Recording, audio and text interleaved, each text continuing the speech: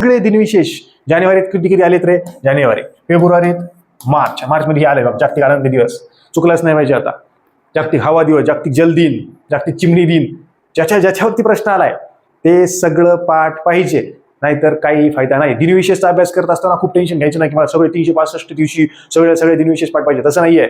PYQ पहिल्यांदा ज्या दिनविशेषवरती आजपर्यंत कुठल्या एक्झामला असो, सरळ सेवा असो, MPSC असो, कंबाईन असो, ते सगळे दिनविशेष पाठ पाहिजे, तरच त्याचा फायदा होणार आहे. ओके, ही एक महत्वाची गोष्ट आहे. नमस्कार, आपल्या एज्युकेशन प्लॅटफॉर्मवरती तुमच्या सर्वांचं स्वागत आहे. आजच्या लेक्चरमध्ये चालू घडामोडीचे आपण जुने प्रश्न, कंबाईन ग्रुप सी मेन्स कधीचे मेन्स 21 सप्टेंबर 2025, 24ची जाहिरात, 25ला मेन्स आली. ओके, तर याचे करंट अफेअर्सचे प्रश्न मेन्सच्या पॉईंट ऑफ व्ह्यूने किंवा पूर्व परीक्षेच्या देखील पॉईंट ऑफ व्ह्यूने, कारण करंट अफेअर्स एकच आहे, एकाच वेळीच करायचं आहे आपल्याला. पूर्वलाय करायचंय, मुख्यलाय करायचंय, पेपर सेकंडमध्ये. ग्रुप बी ला सेम आहे, ग्रुप सी ला सेम आहे. ओके, कंबाईन प्रीला सेम आहे, मेन्सला सेम आहे. प्रीला 15 प्रश्न येतात, मेन्सला 10 प्रश्न येतात जवळपास. ओके, चला, तर हा सेट ए आहे. हे याच्यातले की पॉईंट्स तुम्ही नोट करायचे आहेत. म्हणजे मी जे सांगतोय हे प्रश्न, हा व्हिडिओ पूर्णपणे बघायचा आहे, याच्यातले की पॉईंट्स तुम्ही नोट करायचे आहेत. याचा तुम्हाला खूप फायदा होणार आहे जर तुम्ही याच्यावरती जर नीट लक्ष दिलं तर. याचा काय फायदा होईल पूर्ण लेक्चर झाल्यानंतर किंवा पूर्ण लेक्चर बघाल त्यावेळेस तुम्हाला 100% कळेल. ओके, तर याच्यातून काय करायचं, तुम्ही की पॉईंट्स नोट करायचे. आता तुम्हाला हे की पॉईंट्स का नोट करायचे आहेत? कारण की तुम्ही ज्यावेळी वाचत असाल किंवा तुम्ही करंट अफेअर्सच्या नोट्स असतील किंवा मॅगझिन असेल, इयरबुक असेल, मंथली मॅगझिन असेल, जे काही वाचत असाल तर त्याच्यातलं नीट काय कामापुरतं फोकस करायचंय, कसे प्रश्न येतात, नेमकं कसं फोकस करायचंय, कुठं सोडून द्यायचंय, काय पाठ करायचंय, हे सगळ्या गोष्टी या व्हिडिओमधून सांगणार आहे. चला, एक बघूयात. नेमकं नियुक्तीवरती कसे प्रश्न आहेत, नेमके पुरस्कारावरती कसे आहेत, क्रीडा घडामोडी कशा आहेत, 10 प्रश्न कुठल्या मुद्द्यांवरती आलेत, ते 10 की पॉईंट्स लिहायचे आहेत. पहिलाच आहे हेल्थ. हे हेल्थ नाही, याच्यात एज्युकेशनच्या सिस्टीमच्या संबंधित हा प्रश्न आहे. ओके, तर शिक्षणाच्या संबंधित आहे. पहिल्यांदा प्रश्न वाचायचा, खालीलपैकी योग्य विचारलंय. नीट जे नवीन विद्यार्थी असतील ते योग्य, अयोग्य, चूक नाही, बरोबर नाही, असे सगळे की पॉईंट्स लक्षात घ्यायचे. एक प्रश्न चुकला तर 2 मार्क जातील आणि सगळा कार्यक्रम होईल अर्ध्या मार्काने पोस्ट जाते. त्याच्यामुळे अलर्ट राहा, कुठेही टेन्शन घेऊ नका, गडबड करू नका. पहिला प्रश्न नीट वाचा की प्रेरणाचा 15 जानेवारी ते 2024 ते 17 फेब्रुवारी 2024 या कालावधीत गुजरातमधील वाडनगर येथील एका स्थानिक शाळेत प्रायोगिक टप्पा सुरू झाला. हे केंद्र सरकारचा एक हे आहे, प्रोग्राम आहे. ओके, तर याच्यातलं पहिलं स्टेटमेंट बरोबर आहे. आता हे काय रिपीट होणार आहेत का? म्हणजे हे जुने प्रश्न का बघायचे? भरपूर जणांचे प्रश्न असतात, जुने प्रश्न का बघायचे? रिपीट तर होणार नाहीत. कन्सेप्ट समजून घ्या, आयोग कुठं चुकवतोय, कुठं बरोबर आणतोय, काय गोष्टी पाठ करायच्यात, आयोगात कंटेंट किती घ्यायचंय, डाटा किती पाठ करायचा आहे, किती पद्धतीने डेप्थला जायचंय, हे तुम्हाला कळलं पाहिजे. म्हणजे इथे डेट्समध्ये काही चुकलंय का? ओके, नाही. इथे ठिकाणात काही चुकलंय का? डेट्स आपल्याला नीट बघायचे असतात, ठिकाण बघायचे असतात. एखाद्या प्लेस ठिकाण झालेलं असताना खूप आयोग तिथं पण चुकवतं, बऱ्याच वेळा डेट चुकवतं. सोपी असेल तर डेट चुकवतं, कधी कधी प्लेस चुकवतं. इथे काहीच चुकवलेलं नाहीये, प्रोग्राम पण नाही चुकवलेला. ओके, याच्यात काहीही चूक केली, प्रोग्रामचं नाव, एखादा कार्यक्रम, कार्यक्रमाचं नाव, कार्यक्रमाचा उद्देश, ही गोष्टी लिहून ठेवा. एखादा कार्यक्रम असेल, कार्यक्रमाचा उद्देश, हे की पॉईंट्स लिहावं लागतात तुम्हाला. एखादी योजना, योजनेचा कुठं उद्घाटन झालंय, ते कोणी केलंय, योजनेचं सुरुवातीची डेट आणि कुठून, कोण्या जिल्ह्यात, कोण्या राज्यात उद्घाटन झालंय हे देखील विचारतात. हे सगळे की पॉईंट्स नोट करायचे असतात. आणि एक कागद फक्त जेव्हा तुम्ही इयरबुक वाचाल वगैरे, मंथली मॅगझिन वाचाल, तेव्हा लक्षात ठेवायचं असतं. इतकं सोपं सरळ आहे. म्हणजे त्या डेट चुकवली का त्यांनी? नाही. उद्देश चुकवलाय का? नाही. नाव चुकवले का योजनेचं? काहीच चुकवले नाही पहिल्या याच्यामध्ये. पण दुसऱ्या याच्यात काय चुकवले की प्रेरणा हा एक साप्ताहिक निवासी कार्यक्रम आहे, जो इथे चुकवलेला आहे, इयत्तेमध्ये चुकवलेला आहे. पण आता काय आपल्याला काही पाठ करायचं नाहीये, हा प्रश्न काय रिपीट होणार नाहीये. ओके, कारण 2024 आहे, आता 2026 आहे, 27-28 पुढे असेल अजून, तेव्हा काही ते काही रिपीट होणार नाही. पण कशा पद्धतीने प्रश्न फ्रेम झालाय, इथे आयोगानं चुकवलंय. उत्तर आहे ए बरोबर. फक्त ऑप्शन कसे आहेत बघा, फक्त बरोबर, फक्त ब, अशा पद्धतीनं बघायचं आहे. शक्यतो पॉझिटिव्ह प्रश्न जातात भरपूर जण, येत नसेल तर मारून टाक. ओके, तसं. पण जर नीट वाचलं असेल तर पटकन बघायचं. अरे इथं नव्हतं, हे 5 ते 8 नव्हतं, हे थोडंसं वरच्या लेवलला किंवा कमी जास्त असेल. आता आहे एक्झॅक्ट माहिती, पण एक्झॅक्ट फिगर नाही म्हणून तुम्ही सांगत नाही तुम्हाला, ते काही रिपीट होणार नाही. ओके, त्या पद्धतीनं हे स्टेटमेंट काय रे? चुकीचं आहे. वरचं स्टेटमेंट बरोबर आहे. पण काय मध्ये लक्षात ठेवायचे? डेट, ठिकाण. ओके, त्याच्यानंतर कार्यक्रमाचं नाव, कार्यक्रमाचा उद्देश, कुठल्याच त्याच्यासाठी तो आहे, त्याचे लाभार्थी कोण आहेत, लाभार्थी पण एक लक्षात ठेवा. की पॉईंट, लाभार्थी. ओके, हे सगळे जे की पॉईंट्स बोललोय ना मी, ते लिहून घ्या. याचा खूप फायदा होईल. एकच पेज पुन्हा परत व्हिडिओ बघायचं काम नाही. जर लिहिलं नाही ना तुम्हाला मार्क पडणारच नाही, याची गॅरंटी तुम्हाला देतोय. कारण तुमच्या माइंडमध्ये ते राहणारच नाही. आज बघताना भारी वाटेल, नंतर काय काय लक्षात ठेवायचं रे, मग टेन्शन येईल. पण जेव्हा तुम्ही बघाल की डेट लक्षात ठेवायचं, हे लक्षात ठेवायचं, असं असं, आणि हे प्रश्न तुम्ही दररोज 10 प्रश्न चालू होणार म्हणजे जुने वाचत चालायचे, काय त्याला 5 मिनिटं लागत नाहीत. ओके, झाला पहिला प्रश्न. चला थोडेसे फास्ट घेऊयात. पहिला थोडासा मल्टीलाईनर स्वरूपात होता. ओके, दुसरं बघा. आता बघा, ही भारतीय संसदेच्या संबंधित आता नवीन बिल्डिंग बांधली, तर त्याच्याबद्दल सगळं इन्फॉर्मेशन लक्षात ठेवली आपण. पण मेन जर गोष्ट लक्षात ठेवली असेल का, की जे आपला जो सोंदल होता, राजदंड होता, ओके, सेंगोल, थोडंसं नाव इकडे तिकडे असेल इंग्रजीमध्ये, बघा सेंगोल. बघा, भारतीय संसदेच्या नूतन इमारतीमध्ये स्थापित करण्यात आलेला सेंगोल राजदंड कोणत्या साम्राज्याचे प्रतीक होते? तर चोल साम्राज्याचे. आता हे कंबाईनच्या मेन्सला किंवा पूर्व परीक्षेला प्राचीन मध्ययुगीन असं हे नाही आहे आपल्याला. ओके, पण आपण ज्यावेळी वाचतोय की भारतीय संसदेबद्दल पूर्ण इन्फॉर्मेशन, नवीन इमारत बांधलेली आहे, किती बाय किती, हे सगळं डॉट जवळपास पाठ असायला हवं. ओके, कारण भारतीय संसद राज्यघटनेचा आपण अभ्यास करतोय, तर प्रायोरिटी असलीच पाहिजे का नाही, कळलं? तर भारतीय संसद होती, याच्यावरती नेहमी प्रश्न येणार. ही नवीन इमारत आहे, याच्यावरती जेवढं आहे करंट अफेअर्समध्ये जेव्हा येईल तेव्हा 100% याच्यावरती प्रश्न येणार. आणि हा रिपीट पण होऊ शकतो, हा खूप याला रिपीट होऊ शकतो. मग याला तुम्ही स्टार करून ठेवा की हा रिपीट पण होऊ शकतो.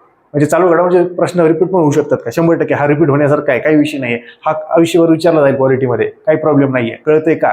ओके, चोल राज्य हा रिपीट होणार आहे. पण भारतीय संसद ट्रेंडिंगमध्ये होतं का, चर्चेत होतं का? नवीन इमारत आहे, त्याच्याबद्दल अजून प्रश्न विचारले जातील का भारतीय संसदेबद्दल? मॅगझिनमध्ये वगैरे लेटेस्टमध्ये आलं तर 100% प्रश्न त्या वर्षी येणारच. आणि जुनं जेव्हा मिळेल ते तुम्ही बघून घेऊ शकता. युट्यूबला एखादा व्हिडिओ बघून घ्यायचा भारतीय संसदेबद्दलचा, बस संपला विषय.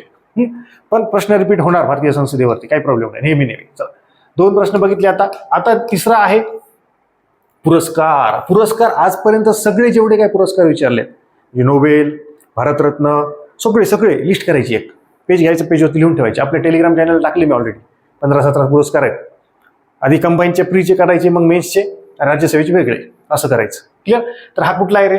राष्ट्रीय 70वा राष्ट्रीय चित्रपट पुरस्कार, सर्वोत्कृष्ट पार्श्वगायकाचा. आता पार्श्वगायकाचा national film award. Okay, male playback singer. जर तुम्हाला कळत नाही पार्श्वगायक म्हणजे काय, बघून घ्यायचं इथे इंग्रजी आजच. ओके, त्याला मिळालाय पार्श्वगायक.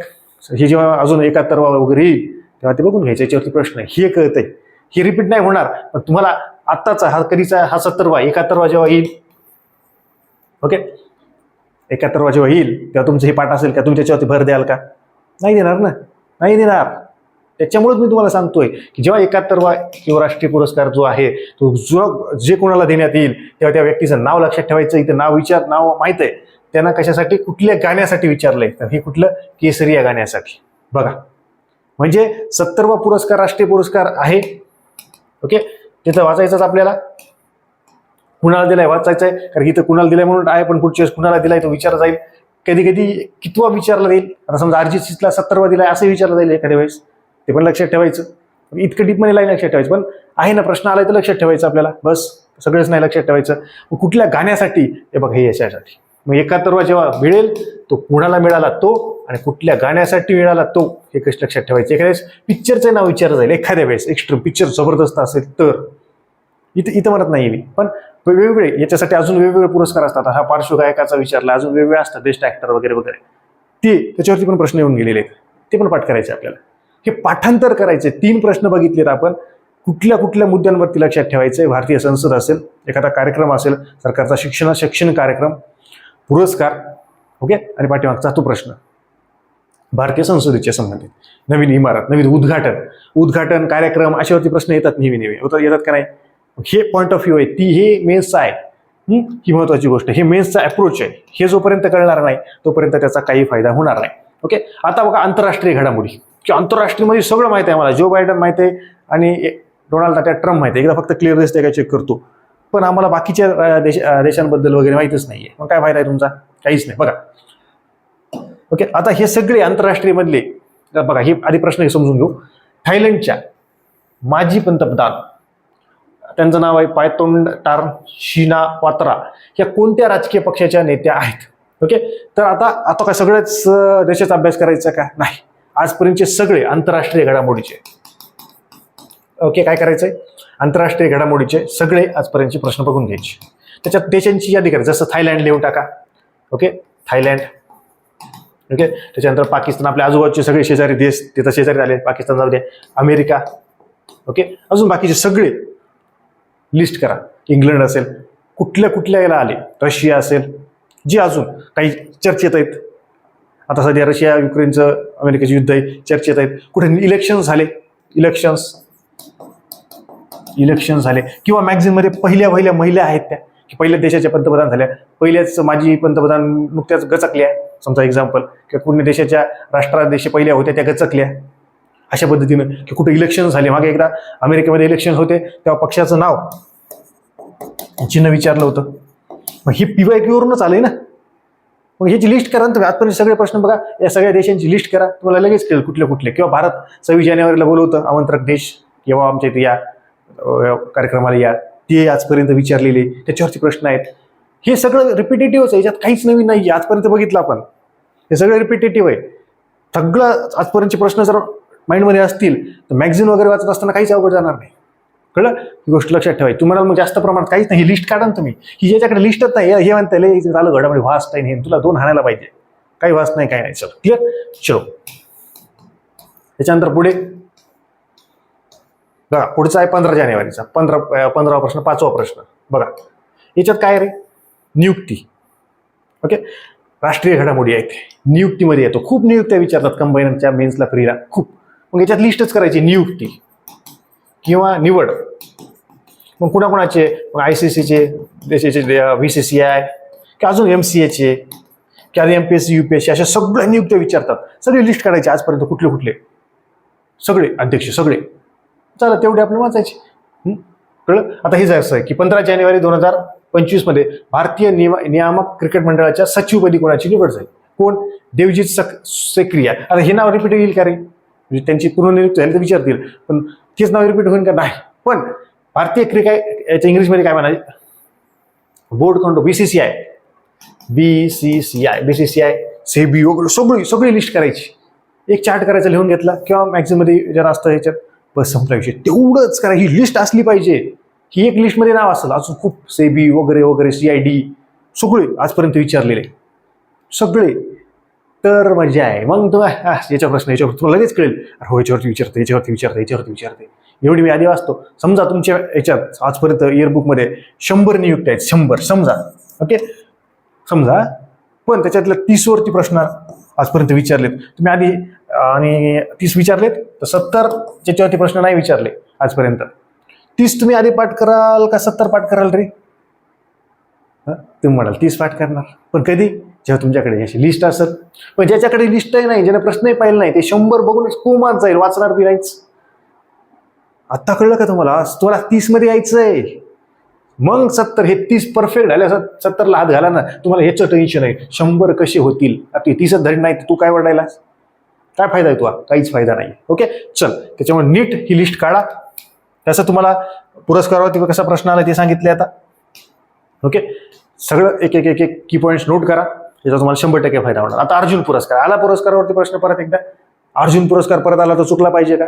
राष्ट्रीय चित्रपट पुरस्कार आता एकत्र होईल तेव्हा ते चुकला पाहिजे का? नाही. नोबेल पुरस्कार चुकला पाहिजे का? भारतरत्न चुकला पाहिजे का? नाही. पद्मभूषण, विभूषण हे जे देतात हे चुकले पाहिजे का? हे पाठ पाहिजे, पाठ. हा, असं आहे का? हे हेच चुकतायत म्हणून सगळा घोळ होत आहे. त्याच्यामुळे ह्या गोष्टी होत आहेत की करंटमध्ये मार्क पडत नाहीत, काय फायदा आहे? असं नाही करायचं, घाबरायचं नाहीये. प्रॉपर पद्धतीने लक्षात घ्या, टू द पॉईंट लक्षात घ्या. काहीही विषय नाही. अर्जुन पुरस्कार याच्यात काय? आता हे खेळाडूचे नाव आहेत, तिथं काय त्यांच्या खेळाचा प्रकार आहे. म्हणजे मला आता अभय सिंह कुठल्याचं माहित पाहिजे, हे जे खेळाचे नाव पाहिजे, नाही तर पाठ करून टाकायचे. हे जे आहेत आता बुद्धिबळ, हॉकी, स्क्वॅश, नेमबाजी, मला पाठ पाहिजे. हे सगळं मी पाठ म्हणतोय. पाठ होत नाही, मी काहीतरी ट्रिक करतो, काही पण करेल, मला माहित नाही, मला पाठ पाहिजे. जोपर्यंत पाठ होत नाही, आता हा 2024चा आहे, पुढे 25, 26 जे तुम्ही ज्या वर्षी अभ्यास करता त्या वर्षी किंवा त्याच्या पाठीमागच्या वर्षीचे 2 लक्षात ठेवायचे, एकच लक्षात ठेवायचं. कळलं? पाठ पाहिजे. हे काही आता हे ज्याला माहितच नाही पाठच करावं लागेल ना. मग आपल्याला पुरस्कार फक्त वाचल्या होत असते का? हे वाचल्या होत नसतंय. हे इतकं स्पष्ट प्रखर पद्धतीने बोलतोय, याचा तुम्हाला 100% फायदा होणार आहे. ती गोष्ट लक्षात ठेवा. ओके, चला पुढे. पुरस्कारच्या आधी 2 झाले. आता लिस्टच करायची तुम्ही, आता प्रश्न बघून काही विषय नाही त्याच्यात. ओके, चला त्याच्यानंतर 7वा प्रश्न, दिनविशेष बघा 20 मार्च. ओके, हा कुठला आहे? जागतिक आनंद दिवस. सगळे दिनविशेष आजपर्यंत आलेले. सर वर्षात तर 365 दिवस असतात, तुला 2 हाणेल धरून. आता दिनविशेष PYQ फक्त आजपर्यंत आलेले सगळे दिनविशेष. जानेवारीत किती किती आलेत रे? जानेवारी, फेब्रुवारीत, मार्च मध्ये आले बघ जागतिक आनंद दिवस. चुकलाच नाही पाहिजे आता. जागतिक हवा दिवस, जागतिक जल दिन, जागतिक चिमणी दिन, ज्याच्यावरती प्रश्न आलाय ते सगळं पाठ पाहिजे, नाहीतर काही फायदा नाही. दिनविशेषचा अभ्यास करत असताना खूप टेन्शन घ्यायचं नाही की मला सगळे 365 दिवशी सगळे दिनविशेष पाठ पाहिजे, तसं नाहीये. PYQ पहिल्यांदा ज्या दिनविशेषवरती आजपर्यंत कुठल्या एक्झामला असो, सरळ सेवा असो की MPSC असो, कंबाईन असो, ते सगळे दिनविशेष पाठ पाहिजे, तरच त्याचा फायदा होणार आहे. ओके, ही एक महत्वाची गोष्ट आहे. चला, ही गोष्ट लक्षात ठेवा. तर कळलंय तुम्हाला? या पद्धतीने लक्षात ठेवायचंय. 17वा प्रश्न किंवा 7वा प्रश्न आपण म्हणू शकतो. ओके, तर पुढचा प्रश्न आता बघा. ओके, सगळे दिनविशेष जबरदस्त पद्धतीनं जमले पाहिजे. पुढचं बघा, 8वा प्रश्न. ओके, म्हणजे करंट अफेअर्सचा 8वा, रेग्युलरचा 18वा. ओके, चला बघा, की पॉईंट नोट करा, लिहून ठेवा सगळ्या गोष्टी. लेक व्हिक्टोरिया खालीलपैकी कोणत्या देशांच्या सीमांनी वेढलेली आहे? ओके, तर हा करंट अफेअर्सचा प्रश्न आहे. हा आंतरराष्ट्रीय याच्यामध्ये संबंधित आहे. ओके, तर कुठल्या देशांनी हे त्यावेळेसचा चर्चेतला विषय आहे, याला स्टार करा. हा तुम्हाला बघणं अपेक्षित आहे. आंतरराष्ट्रीयच्या संबंधित आंतरराष्ट्रीय घडामोडी ज्या असतात त्या इतक्या लवकर सगळ्याच कळत नसतात. म्हणजे काय म्हणायचं तुम्हाला? सर मला हेच म्हणायचं आहे की आंतरराष्ट्रीय प्रश्न तुम्हाला जास्तीत जास्त बघावे लागतील ॲज कम्पेअर टू द बाकी राष्ट्रीय आणि प्रादेशिक घडामोडीच्या संबंधित. म्हणजे याचा काय फायदा सर? तुम्हाला ते माहित आहे का? लेक व्हिक्टोरिया, टांझानिया, युगांडा, केनिया. आता केनिया ऐकलंय मला, केनियाची टीम असते क्रिकेटमध्ये, त्याच्यामुळे कळलंय कधीतरी मॅच असतो. बाकी युगांडा कधीतरी बघायले. बाकी असे बघा कसे जड नाव आहेत. हे त्यावेळेसचे करंट अफेअर्समध्ये या पद्धतीने आहे का? त्या पद्धतीने ती करायचंय. किंवा हा हार्ड लेवल आहे, तुम्ही धरू शकता जर वाचलं नसेल तर. ओके, पण हे करंट आंतरराष्ट्रीय घडामोडीचा प्रश्न, याला स्टार करणं अपेक्षित आहे. याला आंतरराष्ट्रीय प्रश्न बघत असताना की आंतरराष्ट्रीय कुठले प्रश्न मॅक्झिमम वेळा बघावं लागतात. बाकीचे राष्ट्रीय किंवा राज्याच्या संबंधित ते आपण जास्त नाही बघितले तर धकून जातं काम.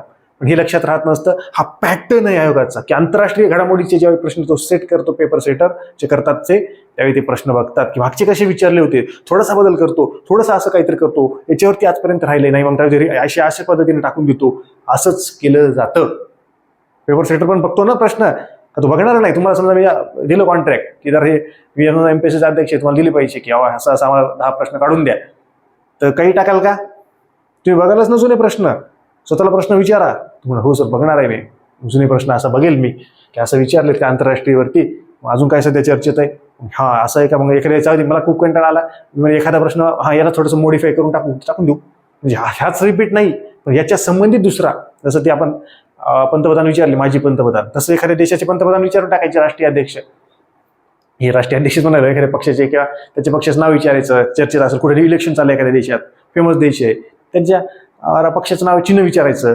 तर पॅटर्न आहे ना, आजपर्यंत विचारली ना, असं टाकून द्यायचं. एक सोपा अवघड असं काहीतरी करून टाकायचं. तसाच पेपर सेट होतो. त्याच्यामुळे हे जे आहे लेक व्हिक्टोरिया, ते कुठल्या देशाच्या येणं हे गेलेलं आहे, त्याला बाउंड्री आहे, हे अशा पद्धतीने याला स्टार करून ठेवणं अपेक्षित आहे. हा परत तुम्हाला बघावं लागेल. ओके, त्याच्यानंतर बघा, पहिल्या ज्या घटना असतात किंवा बघा मी ऑलरेडी म्हणले तुम्हाला उद्घाटन बघा, राज्य आलं की भारतात पहिला ग्लास ब्रिजचे उद्घाटन कोणत्या राज्यात करण्यात आले? तामिळनाडूमध्ये. ओके, बघा कुठं उद्घाटन झालंय, ते कोणी केलंय, ते नेमकं काय, त्या पद्धतीनं ते विचारतात. तर पहिल्या ज्या घडामोडी असतात त्याच्यावरती खूप प्रश्न विचारले जातात. सगळ्याच पहिल्या घडामोडी लक्षात ठेवायच्यात का? तर भारताच्या संबंधित सगळ्या लक्षात ठेवायच्या, राज्याच्या संबंधित सगळ्या, आणि जगाच्या संबंधित भारताचा काही संबंध वगैरे असेल किंवा एकदम फेमस देश आहे नेहमी त्याच्यावरती प्रश्न आहेत काही प्रमाणात, ते देखील लक्षात ठेवायचे. पहिले राज्य, महाराष्ट्र, किंवा नंतर पूर्ण देश, नंतर वर्ल्ड, काय करणार, आधी वर्ल्ड, मग देश, मग राज्य, असं नाही करायचं. आणि महाराष्ट्रावरती जर 100% जर काहीतरी असं पहिलं तर 100% प्रश्न येतो. तर इथे उत्तर 3 आहे. क्लिअर, लक्षात ठेवायचं. ओके, उद्घाटन कोणी केलं असं विचारतात, आणि पहिल्या घटना तर खूप विचारतात की तुम्हाला की पॉईंट्स मिळले. आता 9 की पॉईंट झाले असतील. शेवटचा बघा, पुरस्कार आला का नाही बघा, पुरस्कार परत एकदा झाला का नाही बघा. 3 प्रश्न या इथे अवॉर्ड्सवरती आहेत. मग ज्यांना अवॉर्ड्स नीट केले असतील ते, ओके, कळतं का, दिनविशेष ज्यांना PYQ केले असतील ते, त्याचे 3 आणि हे 4 प्रश्न फिक्स झाले की पहिल्या घडामोडी केल्या असतील ते 5 प्रश्न झाले की एक तो लेखचा वगैरे चुकू शकतो. पहिल्या एखाद्या वेळेस एज्युकेशनच्या बाबतीत त्यानं पॉझिटिव्ह अप्रोच म्हणून दिला असेल तिथे चुकू शकतो, जाऊ दे 2 चुकले. पण टप्प्याटप्प्याने 5, 6, 7, 8 हळूहळू त्याचा स्कोर वाढेल का नाही, त्याला एक्झाम ओरिएंटेड करायचं ते कळेल का नाही, कळतं का कुठले कुठले टॉपिक, आता कुठले नाही, राजकीय घडामोडीचे प्रश्न आहे का, आर्थिक तेवढा आहे का, इकॉनॉमिक्समध्ये बघावं लागेल मेन्सच्या, तेव्हा 12 प्रश्नांमध्ये 12-13 प्रश्न असतात, 10, 12, 13 असे.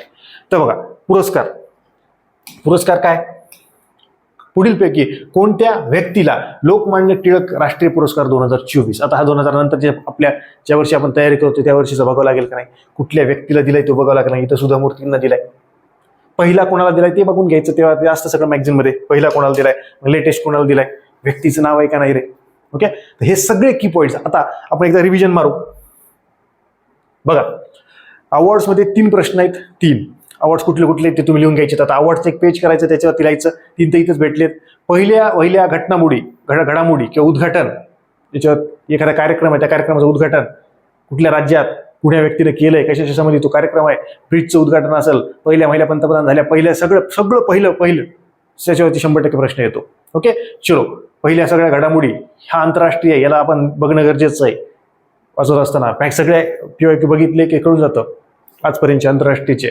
ओके चलो, त्याच्यानंतर हा सगळे दिनविशेषमध्ये आजपर्यंत आलेले सगळे PYQ काय करायचं, दिनविशेषला काय करतो सांगतो तुम्हाला इकडे बघा. सोपी आयडिया, वाटलं 12 पेजेस घ्या किंवा 6 घ्या.